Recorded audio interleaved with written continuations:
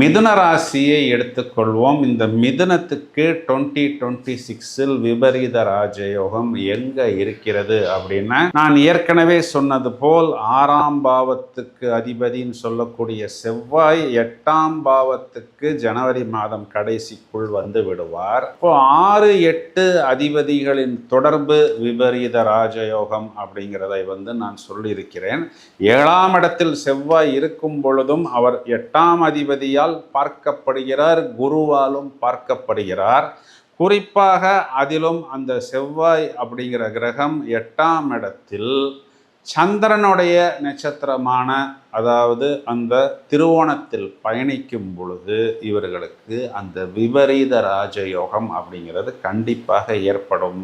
இதில் இன்னொரு பியூட்டி என்ன அப்படின்னு பார்த்தோம்னா, இவர்களுக்கு இது காலகட்டங்களில் ராசியாதிபதி புதன் சுக்கிரன் கூட்டணி அப்படிங்கிறது இவர்களுக்கு 8ஆம் இடம் பிறகு 9ஆம் இடத்தில் திடீர் ராஜயோகத்தை கண்டிப்பாக ஏற்படுத்துவார் அப்படின்னு சொல்வதுதான் நிதர்சனமான உண்மை. இவர்கள் எதிர்பாராத யோகம் எப்போ இவர்களுக்கு ஆக்டிவேட் ஆகும் அப்படின்னு பார்த்தோம்னா, மார்ச் மாதத்தில் இந்த புதன் சுக்கிரன் கூட்டணி ராகுவை டச் பண்ணும் பொழுது இந்த ராகுங்கிறவர் என்ன பண்ணுவார் அப்படின்னு பார்த்தோம்னா, தன்னுடன் இணையக்கூடிய அந்த கிரகங்களின் சக்தியை முழுவதுமாக வாங்கி அதனை ஆம்பிளிஃபை பண்ணி பல மடங்காக அவர் வெளிப்படுத்துவார்.